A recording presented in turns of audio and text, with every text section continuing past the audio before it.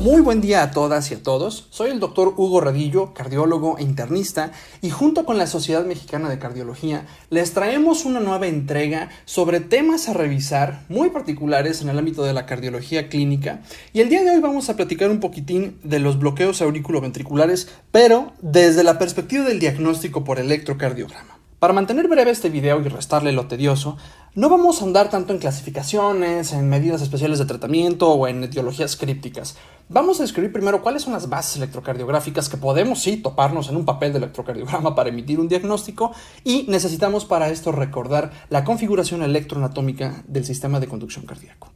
Esta figura que voy a hacer a continuación tiene que ser interpretada exclusivamente como una representación esquemática de este sistema de conducción para poder emitir explicaciones con base a esto. Con eso en mente, sabemos nosotros que los impulsos cardíacos idealmente se deberían de generar en el nodo del seno auricular, el famoso nodo SA, que está en la desembocadura de la vena cava superior, esto en la aurícula del lado derecho. Para que los impulsos eléctricos salgan de ese nodo, se necesitan unas protuberancias que van a la misma aurícula, una muy larga que va por el lado izquierdo, y 3 que se quedan en el lado derecho de la misma aurícula, y cuya actividad eléctrica sí la podemos documentar con el electrocardiograma, por lo menos desde una forma muy indirecta. Los haces que corren del lado derecho del corazón, específicamente en la aurícula del lado derecho, van a verse en convergencia con un nodo un poquito más grande que le decimos el nodo auriculoventricular. Como ya lo pudiste haber deducido, de ese nodo para arriba tendremos nosotros toda la actividad auricular o supraventricular, como algunas veces vas a escuchar que se llama, y por debajo de ese nodo vamos a tener todo el registro y actividad de los ventrículos, tanto cuando se despolaricen o se activen, como cuando se repolaricen o se preparen para dar el siguiente latido.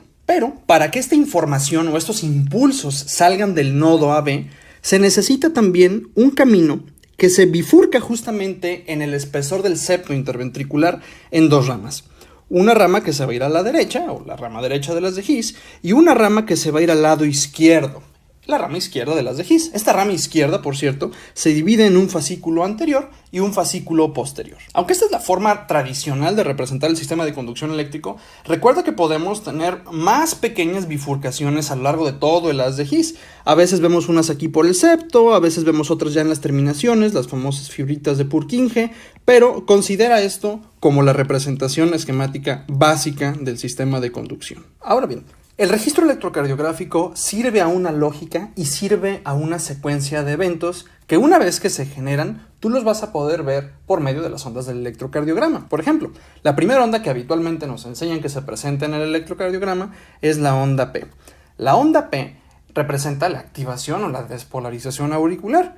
Y de una forma ideal, todas las ondas P se deberían de generar en el nodo del seno auricular. A veces, por la inercia de contestar una pregunta o de interpretar rápido el electrocardiograma, queremos irnos luego de la onda P a ver qué está ocurriendo con el complejo QRS, que nos representaría entonces la actividad ventricular. Sin embargo, antes de que ocurra el QRS, tenemos un periodo isoeléctrico que se llama el segmento PR. Es importante que recuerdes esto porque el segmento PR es parte de la secuencia electrocardiográfica. No podemos pasar de un impulso del nodo del seno auricular a un impulso del nodo auriculoventricular sin que antes hayan pasado todos esos potenciales de electricidad de un nodo a otro. Y esto lo saco a colación porque estamos hablando específicamente del diagnóstico de bloqueos AB, de bloqueos auriculoventriculares, de qué es lo que está ocurriendo en esa interfase de los impulsos que se generaron en las aurículas hacia los impulsos que más adelante se van a traducir a latidos ventriculares. Así que, antes de que tengamos nosotros nuestro Q, R y el S, tenemos que tener registrado nuestro trayecto auricular. Ya con esta recapitulación de los eventos electrofisiológicos en función de la secuencia que platicábamos, vamos ahora sí a considerar cuáles son los hallazgos que nos topamos para hacer el diagnóstico de un bloqueo AB. Generalmente, los bloqueos auriculoventriculares los clasificamos en 3 grados, ¿no? El primer grado, el segundo, el tercer grado, y que si el segundo se divide en Movitz esto y en Movitz lo otro, y que si el tercer grado aparte hay bloqueo completo. Ok, ahorita vamos a esclarecer todas esas dudas de clasificación, no te preocupes, pero antes de eso hay que tocar el común denominador de los bloqueos, que es justamente la afección del trayecto auriculoventricular, o el problema en el famoso intervalo, no confundir con segmento, intervalo PR. Para saber nosotros si tenemos algo normal o anormal en el registro electrocardiográfico, necesitamos hacer una medición de estos fenómenos según su amplitud o lo que midamos nosotros en un eje vertical y según su tiempo o lo que midamos nosotros en un eje horizontal. Cuando escuches que hablamos de un bloqueo, específicamente en el electrocardiograma, nos estamos refiriendo a que tenemos un fenómeno eléctrico que se está tomando más del tiempo habitual. Entonces, si estamos hablando de un bloqueo AB, significa que los impulsos están tardando un poquito más en llegar de la aurícula hacia el ventrículo. Pero de que están llegando, están llegando. Y la evaluación del PR, del intervalo PR, nos ayuda justamente a ver por cuánto tiempo más se está pasando en llegar la actividad auricular a la ventricular y a establecer el diagnóstico del bloqueo auriculoventricular. Un intervalo PR normal debe de medir por lo menos unos 3 cuadros chiquitos y a lo máximo 5. En otras palabras, este sería el valor de referencia para un PR normal, desde que empieza la onda P hasta antes de que vaya a iniciar la actividad ventricular. Si no quieres decir cuadritos y cuadrotes, podemos utilizar la unidad de milisegundos, recordando que cada milímetro va a ser el equivalente a 0.04 segundos o 40 milisegundos y cada cuadro grande, o sea un cuadro de 5 milímetros, van a ser 0.20 segundos o 200 milisegundos. En otras palabras, lo más que puede durar un intervalo PR son 200 milisegundos antes de que yo lo considere prolongado. Si el intervalo PR durara menos de 3 cuadros chiquitos o menos de 120 milisegundos, entonces lo más probable es que tengamos en nuestras manos un patrón de preexcitación. Sin embargo, la preexcitación y el síndrome de Wolff-Parkinson-White merecen su video aparte. Muchas veces me topo en los pases de visita con los internos y residentes o incluso en las aulas de clase que hay una reglita general en donde se dice que si te encuentras más ondas P que complejos QRS en un electrocardiograma, el paciente siempre va a tener un bloqueo auriculoventricular. Y esto no es necesariamente cierto. Entonces, más que operes con base a una regla general, te invito a recordar las clasificaciones básicas de los bloqueos para que veas que esto no es siempre cierto y que es más fácil diagnosticar un bloqueo auriculoventricular si se entiende la teoría detrás de esto. Ahora bien, en la bibliografía te puedes encontrar un montón de clasificaciones de los bloqueos auriculoventriculares y estas clasificaciones pueden derivar de los diferentes atributos que tienen los bloqueos, que si son bloqueos con escape o sin escape, que si son bloqueos de alto grado o bajo grado dependiendo del mal pronóstico que tengan, que si son bloqueos que ocurrieron arriba o abajo del haz de His, o qué tan arriba o qué tan abajo del haz de His aparecieron. Sin embargo, la clasificación básica y en lo personal la más práctica que me encuentro a la hora de enseñar es según los grados, primero, segundo y tercer grado. Esta clasificación de bloqueo de primero, segundo y tercer grado tiene la ventaja de que te permite nada más por el grado saber qué tan peligrosos, entre comillas, pueden ser y referirte luego a qué buscar cuando tienes la sospecha de cada uno de estos bloqueos. El bloqueo de primer grado es este bloqueo que no cumple la reglita general en donde vas a ver más ondas P que complejos QRS. En breve te voy a dibujar uno, sin embargo considera que este bloqueo de primer grado suele ser el más benigno, suele ser el que menos síntomas tiene asociados, no por eso significa que no lo vamos a investigar,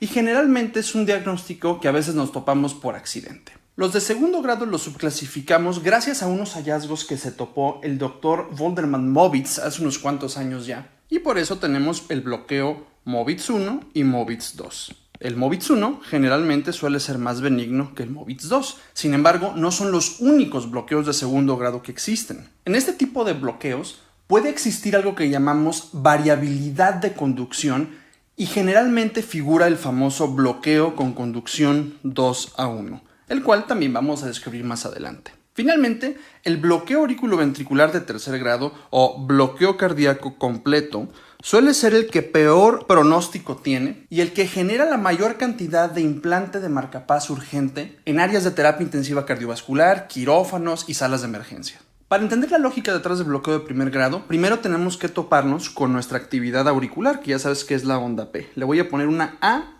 para que veas que es la actividad auricular. Asimismo, nos tenemos que encontrar con nuestra actividad ventricular, que corresponde al trazo del complejo QRS, y lo voy a señalar con una V de ventricular. Si te acuerdas, decíamos que un intervalo PR normal tenía que medir más o menos entre 3 a 5 cuadros chiquitos. Todo lo que estuviera por debajo del 3, decíamos que a lo mejor se trataba de un síndrome de preexcitación, pero definitivamente el PR que está más allá de 5 cuadros chiquitos o 200 milisegundos puede ser indicativo de un bloqueo auriculoventricular. Fíjate que la onda P la tengo hasta acá y el PR no termina hasta por aquí más o menos. Y si yo contemplaba que un PR normal tendría que andar acabando como por aquí así, la actividad ventricular tuvo que haber llegado desde acá. Y sin embargo, la estoy viendo registrada hasta acá. Es momento de ver cuál es la característica principal del bloqueo auriculoventricular de primer grado y para eso necesito medir este intervalo PR. No nada más tengo que ver que está prolongado, sino que tengo que ver cuántos cuadritos tiene. Aquí yo estoy viendo que mide unos 9 cuadritos aproximadamente. Y la idea detrás de este problema de conducción es que todos los intervalos PR que voy a estar viendo tienen que medir exactamente lo mismo. Es decir, están prolongados pero se mantienen constantes. Entonces, comparemos con los demás PRs. Si esa rayita azul yo la muevo al siguiente latido, voy a ver que tengo una distancia prácticamente igual al latido inicial donde inicié mi medición y lo puedo hacer en el siguiente latido o incluso en los latidos que venían atrás. Así, tengo una prolongación constante que me permite hacer el diagnóstico. Por tener yo una prolongación del PR, es decir, del tiempo que tarda la actividad auricular a llegar a convertirse en actividad ventricular más adelante, me estoy encontrando un fenómeno que deja proclive al paciente a hacer bradicardias, es decir, frecuencias cardíacas más bajito de lo normal. En este electrocardiograma, si yo mido la frecuencia cardíaca de este latido a este latido de acá, voy a tener una cifra que anda por ahí de los 50 latidos por minuto. Dependiendo con quién te juntes y qué leas, vas a poder ver que los rangos de la frecuencia cardíaca normal de una persona en el reposo pueden ir de los 60 latidos hasta los 100, o si ya estamos considerando rangos un poquito más extendidos, consideraríamos frecuencias normales de los 50 hasta los 110 latidos. En cuestión de los bloqueos, a veces lo que nos termina definiendo más la necesidad de tratamiento o de un estudio definitivamente mucho más diligente es la asociación de bradicardia a síntomas en ese momento. Y perfectamente te puedes encontrar pacientes con 50 de frecuencia cardíaca, con alteraciones que te hagan sugerir que el paciente tiene un bloqueo de primer grado, pero que están completamente asintomáticos. Sobre los bloqueos AB de segundo grado se pueden decir un montón de cosas, sin embargo, la que más me gusta resaltar es una condición única que te ayuda rapidísimo a discriminar cuando un bloqueo es bloqueo de segundo grado o no lo es. A esta característica a veces vas a escuchar que la ponen en libros como la característica sine qua non. En latín, una característica definitoria y que si no la tiene, no es bloqueo de segundo grado. Esta característica sine qua non la tiene que tener el MOVITS 1, el MOVITS 2 y naturalmente los bloqueos de segundo grado con conducción variable que también te voy a explicar más adelante, por lo menos el 2A1. ¿Cuál es esta característica? Bueno, que tarde o temprano en el trazo del electrocardiograma te vas a topar con una onda P que en lugar de conducir un complejo QRS, vas a tenerla sin la conducción del QRS y con la continuación de la secuencia electrocardiográfica habitual. Empecemos hablando del bloqueo de segundo grado MOVITS 1. A este bloqueo de segundo grado MOVITS 1 también se le conoce como el bloqueo de Beckenbach por el fenómeno de Beckenbach que nos encontramos a lo largo del registro electrocardiográfico de este tipo de pacientes. A pesar de que puedes ver el bloqueo en cualquier derivación, nos gusta mucho ver los trazos largos de ciertas derivaciones en particular. Trazo largo significa que a lo largo de todo el registro que vas a tener aquí, no van a estar cambiando cada cierto número de latidos, por ejemplo, a derivación B1, a derivación B6 o algo así, sino que a lo largo de todo ese registro vas a estar viendo la misma derivación. Favorecemos mucho el trazo en D2 porque D2, que es una de las derivaciones inferiores, nos permite apreciar de mejor manera las ondas P y así no las andamos confundiendo con algunos otros fenómenos o incluso artefactos electrocardiográficos. Vamos a hacer un acercamiento a este trazo de dedos largo para que veas este fenómeno de Beckenbach y la característica sine qua non de los bloqueos AB de segundo grado. Nuevamente, tenemos que partir por encontrar nuestra actividad auricular y aquí podemos ver nuestra onda P, aquí otra y aquí otra. Pero como decíamos que gran parte del diagnóstico de los bloqueos AB los podemos derivar identificando la duración del PR, pues hagamos justamente eso. Vamos a ver el PR en este trazo. Aquí yo voy a trazar una rayita desde el momento en donde empieza la onda P hasta antes de que inicie el complejo QRS. Si yo muevo esa línea al siguiente latido, me voy a percatar de que nos quedó un poquito corta esa línea.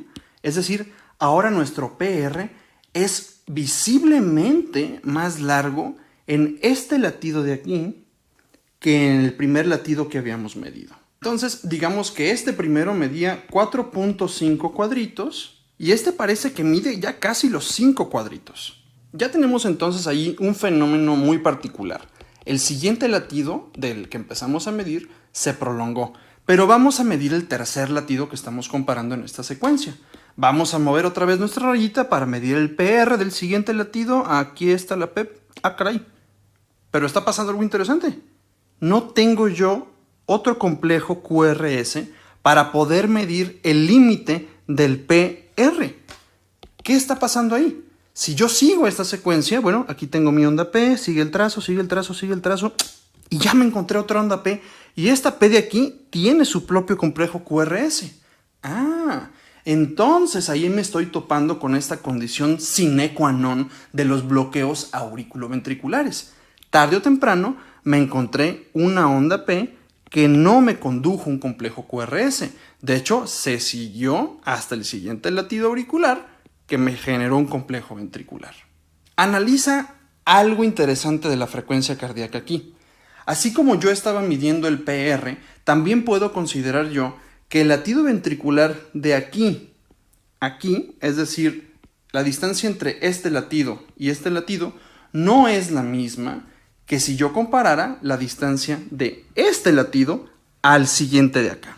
Aquí está siendo testigo de cómo nos preocupa la identificación de estos bloqueos en función de la bradicardia. Si tú te fijas, no nada más vas a tener una arritmia, en el sentido de que no tienes la misma predicción de latidos de aquí a aquí que de aquí a aquí, sino que también estás viendo de primera mano cómo podemos tener nosotros frecuencias cardíacas latido a latido que se mantienen inconstantes. Entonces, tenemos nosotros que procurar verificar que estas diferencias en frecuencias cardíacas que realmente representan más adelante problemas con bradicardia no manifiesten molestias en los pacientes o que definitivamente no causen inestabilidad hemodinámica por lo que conocemos como el síndrome de bajo gasto cardíaco asociada a caídas en la frecuencia cardíaca. Afortunadamente, el MOVITS 1 no suele asociarse tanto a síntomas, entonces no vas a toparte con muchos pacientes que hayan tenido una indicación de colocación de marcapasos por un bloqueo de segundo grado MOVITS 1, justamente porque la mayoría suelen estar asintomáticos. Ojo, no significa que un MOVITS 1 no pueda tener un carácter progresivo a MOVITS 2. Sin embargo, la diferencia entre un MOVITS 1 y el MOVITS 2 es el fenómeno de Beckenbach, que el MOVITS 1, del que estamos hablando ahorita, sí tiene. ¿Y cuál es ese fenómeno de Beckenbach? Bueno, ¿te acuerdas que primero habíamos visto que este PR de aquí medía 4.5 cuadritos y el siguiente medía 5 cuadritos?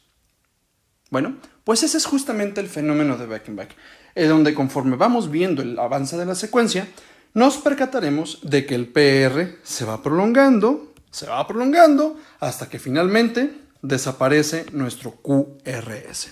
Los bloqueos de segundo grado MOVITS 2 no tienen este fenómeno de Beckenbach.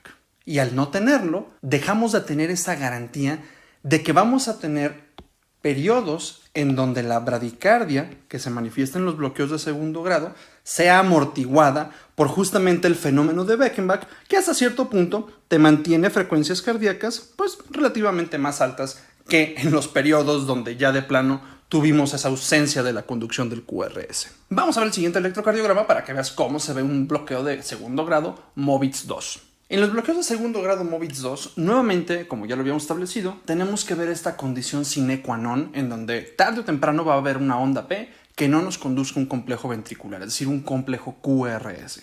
Pero aquí no vamos a tener un fenómeno de Beckenbach en donde se esté prolongando de manera paulatina el intervalo PR. Aquí el intervalo PR se va a mantener constante y no necesariamente tienes que tener un PR prolongado a lo mejor de 6-7 cuadritos. La idea es que te encuentres la característica sine qua non de los bloqueos de segundo grado, que repito como por quinta vez, es que tarde o temprano tengamos una onda P que no conduzca un complejo QRS. Nuevamente, aquí tenemos un trazo largo de la derivación de 2, porque ya dijimos que es una muy buena opción para ver las ondas P y que no las confundamos con otras ondas. Vamos a dar un acercamiento a esta secuencia de aquí para que observes cómo se mantiene constante el PR en los latidos y en dónde es que nos topamos esta onda P que no conduce. Con esta reglita voy a trazar una raya que vaya desde el inicio de la actividad auricular hasta antes del inicio de la actividad ventricular y vamos a hacer el ejercicio que hicimos con electrocardiogramas previos, en donde voy a mover esa rayita al siguiente latido y como puedes ver cae prácticamente en la misma distancia y lo vuelve a hacer en el siguiente latido, pero ¿qué ocurre en el próximo? Pues resulta ser que nos topamos ya con la mentada onda P que no nos conduce el complejo QRS. En cambio, nosotros tenemos que la secuencia que ya documentó justamente esta falta de complejo ventricular se continúa hasta que inicia una nueva secuencia en donde sí hay un complejo QRS y podemos ver nosotros este patrón repetirse a lo largo de prácticamente todo el trazo, en donde nos vamos a encontrar también estos sitios en la misma secuencia en donde no tenemos esa misma regularidad de los complejos que yo estaba esperando encontrar. En donde no nos encontramos, obviamente, el latido ventricular, está pronunciada una zona en donde electrocardiográficamente topamos con la bradicardia. En todo este lugar no hubo un solo latido. Puede resultar a veces un poquito intimidante toparte con números a la mitad del diagnóstico electrocardiográfico de un bloqueo, ¿no? Bloqueo de segundo grado con conducción 2-1. Pues, ¿eso qué, no? Bueno, resulta ser que es sencillo cuando sabes que el primer numerito, el 2, representa el número de ondas P que te vas a encontrar por cada QRS en ese trazo electrocardiográfico. En otras palabras, tú vas a toparte con una relación de los latidos que fueron efectivamente conducidos versus los que no. Cuando tenemos una conducción 2-1, significa que te vas a encontrar 2 ondas P por cada QRS. A pesar de que ahora la cosa suena un poquito más amigable, no olvides de que el bloqueo con conducción 2-1 es uno de los bloqueos más peligrosos que existen, justamente por este patrón que estás viendo aquí, en donde los periodos de bradicardia suelen ser muy prolongados, dejando al paciente propenso al bajo gasto cardíaco y a las complicaciones derivado de este, como el fenómeno de Stokes-Adams, donde el paciente pierde de forma transitoria el estado de alerta por una hipoperfusión del encéfalo, específicamente del sistema reticular activador ascendente, que es básicamente el protagonista de mantenernos despiertos. Pero para regresar a las cosas un poquito más amigables, a veces de cariño le decimos al bloqueo con conducción 2-1 el bloqueo 1 sí, 1 no. Y nos referimos al bloqueo 1 sí, 1 no, por la simple razón de que vas a tener una onda P que no te conduce, una onda P que sí te conduce un QRS, una onda P que no te conduce, una que sí te conduce, y ya te imaginas el patrón, ¿no? Así nos la llevamos, uno que sí, uno que no. El último bloqueo que vamos a ver el día de hoy es el de tercer grado. Este bloqueo que nos dicen que siempre necesita marcapasos o que es el único que se trata con marcapasos y que no es necesariamente cierto, porque realmente la indicación de un marcapasos es cualquier bradicardia que tengas que te esté generando síntomas o inestabilidad hemodinámica y que no pueda ser amortiguada por un escape ventricular correcto. Independientemente de eso, el diagnóstico de un bloqueo AV de tercer grado es naturalmente con el electrocardiograma y a veces eso impone un poquito más o nos intimida un poquito más. Pero para explicarte lo sencillo que es diagnosticar este tipo de bloqueos, necesito platicarte de una simetría muy padre que encontramos cuando el paciente tiene ritmo sinusal. Chequemos primero este electrocardiograma. Este electrocardiograma realmente no tiene la gran cosa, tiene un ritmo sinusal, está bastante rítmico, pero quiero que te fijes lo que ocurre cuando yo comparo la distancia entre las ondas P y la distancia entre los complejos QRS de este mismo trazo. Para ilustrar mejor esto, vamos a hacer un acercamiento al electrocardiograma y vamos a medir nuevamente con la rayita que hemos estado haciendo la distancia entre ciertas ondas. Aquí, por ejemplo, el primero que me topé es con este V2 y yo voy a medir cuánto espacio hay o cuánto tiempo transcurre entre el inicio de esta onda R a la siguiente. Si yo muevo la rayita a los siguientes latidos, pues naturalmente tengo que toparme con que es la misma distancia.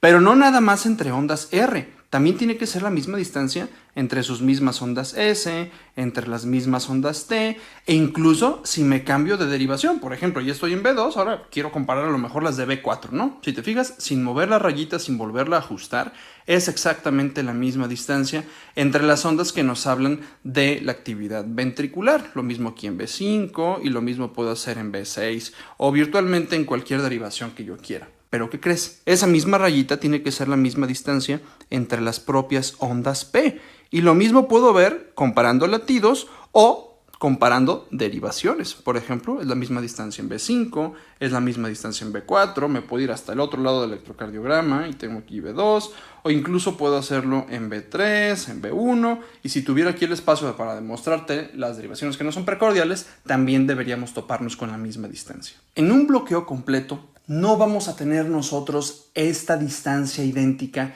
entre la actividad auricular y la actividad ventricular. Básicamente, en los bloqueos de tercer grado tenemos una zona de incomunicación de lo que está ocurriendo en las aurículas y de lo que está ocurriendo o de lo que debería de ocurrir en los ventrículos, de forma tal que las ondas P sí se van a estar generando a la frecuencia necesaria del propio latido sinusal, que ya habíamos dicho que puede ir de 60 a 100 o que podemos extender esos rangos a 50 a 110. Sin embargo, por más que yo sí tenga actividad auricular, no van a pasar hacia la interfase que conecta las aurículas con los ventrículos, eléctricamente hablando, ya dijimos que es el nodo B, y eso va a obligar a las terminaciones del propio sistema de conducción ventricular a latir por su propia cuenta. En otras palabras, no se van a esperar a que estos impulsos lleguen. En primer lugar, pues porque no van a llegar. Hay algún problema aquí. El nodo AB está infartado, está infiltrado, está calcificado. Por algo no se pueden pasar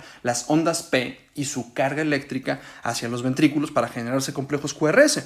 Eso obliga al tejido de conducción ventricular a generar sus propios impulsos. Solamente que esos impulsos se van a generar con morfologías diferentes y, muy importante, a frecuencias más bajitas que las propias del ritmo sinusal. Así pues, nosotros vamos a poder hacer una rayita, tratarla de comparar la propia de la actividad auricular con la propia de la ventricular y notar algunas discrepancias. Por ejemplo, yo puedo trazar una raya de la punta de esta onda R a la punta de la siguiente, y si yo quiero mover esa rayita esperando encontrar la misma distancia entre la actividad ventricular, pues claro que la voy a encontrar, porque como ya dije, el ventrículo va a estar disparando a su propia distancia, a su propia velocidad, independientemente de las ondas P que nunca llegaron a estimular al ventrículo. Y esto va a ocurrir a lo largo de todo el trazo.